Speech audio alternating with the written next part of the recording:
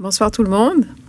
Bienvenue à cette assemblée publique de consultation qui est en mode hybride. Aujourd'hui, le 11 janvier 2024, il est présentement 19h05. Donc, nous allons procéder à l'ouverture de l'Assemblée. Mon nom est Cécilia Macedo, je suis conseillère municipale de Marigot et présidente du conseil municipal de la Ville de Laval. Merci aux citoyens qui se sont déplacés pour être avec nous aujourd'hui en présentiel. Et il n'y a personne en ce moment en ligne que je comprends de citoyens. Mais si les gens se connectent, ça sera au fur et à mesure. Donc, ce soir, nous sommes là pour un projet particulier de construction, de modification ou d'occupation d'un immeuble, un PPC-moi, qui est à l'ordre du jour aujourd'hui, soit celui portant sur le numéro PP 2023-2. Avant de continuer, je voudrais souligner la présence d'élus dans la salle. M. Yannick Langlois, conseiller municipal de Laurier-des-Bois, président du comité consultatif en urbanisme et représentant du maire Stéphane Boyer, qui va vous dire un mot de bienvenue. Merci, Madame la Présidente. Donc, ce soir, je représente Monsieur Boyer, qui ne pouvait malheureusement pas être ici ce soir avec nous. Dans le fond, le but de la soirée, c'est une période où on va vous présenter le dossier, vous allez pouvoir poser toutes vos questions et aussi, après, nous allons délibérer. Et dans le fond, il n'y a aucune décision de prise dans le moment. C'est suite à la soirée qu'on va délibérer s'il y a des questions ou si... et après aussi, il va y avoir une période où vous allez pouvoir intervenir en ligne et par la suite, on prendra une décision. Donc, le but de la soirée, c'est de vous entendre et puis n'hésitez pas à approcher au micro si vous avez des questions. Merci, Madame la Présidente. Merci à vous. Donc, on me dit qu'il y a 4 participants en ligne. Bienvenue.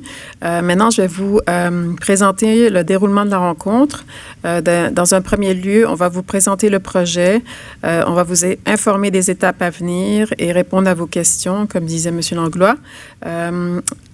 Par la suite, vous aurez une période de 15 jours pour nous faire parvenir vos commentaires, questions.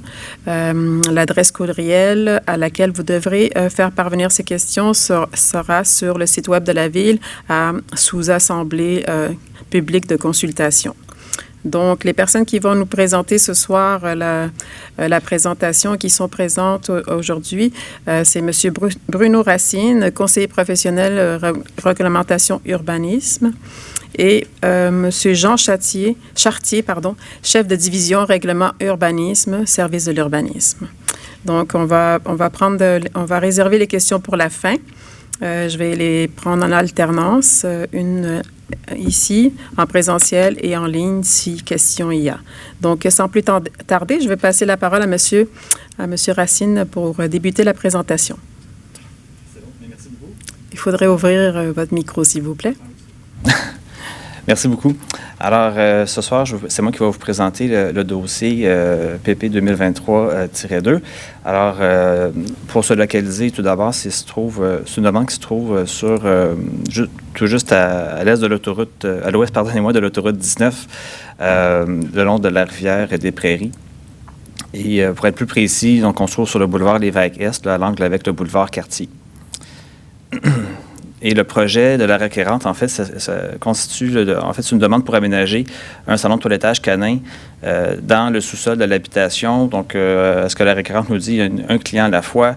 Le stationnement serait fourni là, sur la propriété et ça se trouve là, dans le bâtiment là, qui est ici en pointillé. La raison pour laquelle on va en PPC-moi, dans le fond, c'est que c'est une façon de donner des dérogations au projet pour qu'il puisse se réaliser.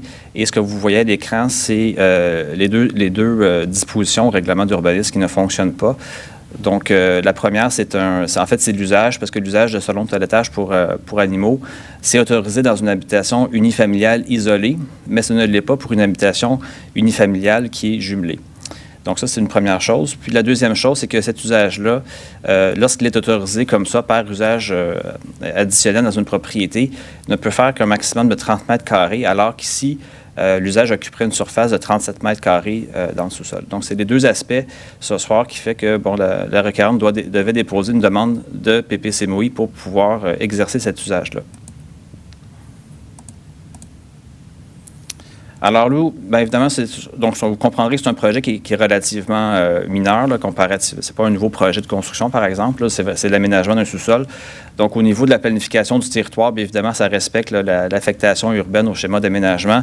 En plus, cet usage-là ne vient pas modifier la fonction principale du bâtiment, qui est une habitation unifamiliale. Et puis, il s'agit quand même d'un nouveau service de proximité pour les citoyens. Ce service-là ne génère, à notre avis, aucune nuisance. Le commerce est quand même facilement accessible du boulevard Cartier et l'Évêque-Est. Et présentement, c'est un secteur qui est présentement presque uniquement résidentiel. Donc, le fait d'acheter un usage commercial de proximité, on trouvait que c'était bien. Donc, avec le PPCMOI, ce qu'on vient faire, dans le fond, c'est ce qu'on viendrait faire s'il est approuvé, c'est qu'on vient permettre des allègements réglementaires uniquement sur le terrain qui est visé. Donc, là où vous voyez l'écran en haut de la page, donc à l'adresse que je vous ai montré plus tôt. Donc, dans le fond, c'est de permettre l'usage de toilettage pour animaux domestiques sans hébergement dans une habitation qui est jumelée. Donc, comme je vous disais plus tôt, cet usage-là, normalement, est autorisé dans une habitation isolée seulement. Donc là, ici, on viendrait l'autoriser dans une habitation jumelée uniquement pour cette propriété-là. Et on vient fixer à 40 mètres carrés pour se donner une petite marge de manœuvre par rapport aux 37 mètres carrés. Donc, on vient fixer à 40 mètres carrés la superficie maximale qui est autorisée pour cet usage additionnel-là. Donc, c'est les deux choses qu'on viendrait faire pour permettre à cet usage-là de pouvoir s'exercer dans cette habitation-là. Donc, pour les prochaines étapes, en fait, aujourd'hui, on est le 11 janvier. Il va y avoir une période de consultation pour les 15 prochains jours. Et suite à ça, nous, on va informer les élus municipaux s'il y a eu des questions, des commentaires reliés à ce projet-là. Ensuite de ça, c'est l'adoption de la résolution, du second projet de résolution qui va se faire en février 2024. Et nous, on publie en même temps le rapport de consultation et on le présente au comité exécutif. Donc, tout ça, dans le fond, c'est un rapport qu'on soumet avec les citoyens qui ont pris parole aujourd'hui, les citoyens qui ont pris parole à travers la consultation écrite. Ensuite de ça, en mars, c'est l'adoption de la résolution par le comité exécutif. Donc, c'est à ce moment-là qu'une demande d'approbation référendaire devient possible si des citoyens souhaitent le faire.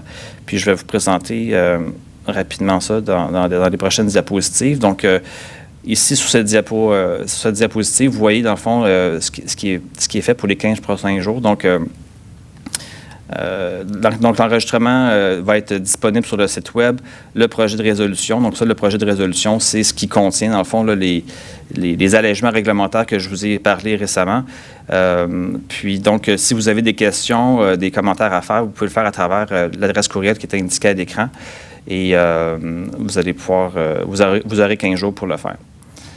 Après ça, là, il va être possible de déposer une demande d'approbation référendaire par rapport justement aux éléments que je vous ai montrés en dérogation. Il y a plusieurs étapes à ça. Là, ici, on vous donne vraiment les étapes de base, c'est-à-dire qu'il y a une demande de participation à un référendum qui va pouvoir être déposée. Après ça, si jamais on se rend plus loin, il y a la tenue d'un registre. Et puis enfin, la tenue d'un scrutin référendaire. Et les personnes qui pourront participer à cet exercice-là de déposer une demande d'approbation référendaire, c'est des personnes qui habitent ou qui sont propriétaires de terrains que vous voyez à l'écran. Donc, c'est un secteur quand même assez large là, qui part du boulevard Concorde-Est au nord, là, qui va jusqu'à la rivière. Donc, si jamais ça vous intéresse, ce plan-là va être disponible aussi là, également sur notre site web. Puis, vous pourrez voir si vous êtes une personne qui peut participer à cette demande d'approbation référendaire-là. Et si jamais vous avez des questions par rapport à ce processus-là, ça se trouve sur le site web de la Ville de Laval. Donc, si vous allez dans l'administration municipale, vous pouvez aussi contacter le greffe directement pour vos questions. Et le projet lui-même, sur le site web, si vous allez sur Urbanisme et Habitation, dans Assemblée de consultation, il y a une page web aussi qui va contenir tous les documents et les informations à cet effet-là. Donc, voilà. Très bien, merci beaucoup. Vous avez la charte de participation qui apparaît sur l'écran en ce moment. Donc, on est maintenant rendu à la période des questions des citoyens. Nous vous invitons là à lever la main pour les personnes qui sont en ligne avec la fonction emoji de main levée. Je vous donnerai la parole l'une à la suite de l'autre et vous pourrez allumer votre caméra si vous le souhaitez. Donc, sur les personnes sur place aussi, si vous voulez poser des questions, vous pouvez vous mettre en ligne. Dans tous les cas, vous devez vous nommer et donner votre adresse et par la suite poser votre question sur le dossier présenté. Donc, on va voir si on a des questions. Je pense que c'était clair. Il n'y a pas de demande de questions. Parfait. Donc, merci. Ceci termine notre soirée de consultation. Je remercie tout le monde pour leur participation, puis les présentateurs également. L'enregistrement de la séance va être disponible à partir de demain sur le site web de la Ville de Laval. Et je vous rappelle que vous avez 15 jours pour faire parvenir vos commentaires écrits à l'adresse donnée assemblée au féminin pluriel.urbanisme@commerciallaval.ca. Donc, merci aux équipes techniques. Merci à tout le monde et bonne soirée. Soyez prudents et prudentes sur la route. Merci. À la prochaine. Au revoir.